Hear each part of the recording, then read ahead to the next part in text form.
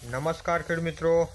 તો તમાકુમાં આ રીતે તમારે ક્રોપ પરિવર્તન 25 ml અને પેસ્ટ ઓર્ગોટન 25 mlનું દવાનો બંને દવા મિક્સ કરી અને સ્પ્રે કરવાનો છે આ રીતે તમારે। તો આપણા જે ખેડૂત મિત્ર છે એમાં સ્પ્રે કરે છે તો આ રીતે તમારે સ્પ્રે કરવાનું રહેશે। અને જમીનમાં તમારે ભૂમિ પરિવર્તન અને સોઇલ પાવરનું પાણીમાં આપવાનું છે।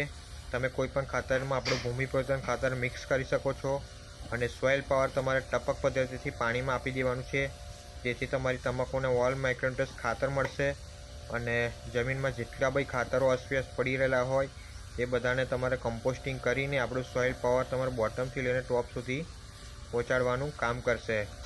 તો જે પણ ખેડૂત મિત્રોએ તમાકુમાં વિકાસ ના થતો હોય, ગ્રોથ ના થતો હોય, તમાકુ પીળી પડી જતી હોય, તમાકુનું પણ જાડું ના થતું હોય, પત્તું જાડું ના થતું હોય, વજન ના પકડતું હોય, તો આ તમારે સ્પ્રે કરવાથી અને નીચે જમીનમાં આપવાથી પત્તાની લંબાઈ પણ અમે વધારો કરે છે, પત્તું જાડું થાય છે, વજન પકડે છે અને પત્તાની ક્વોલિટી એક નંબર બનાવે છે।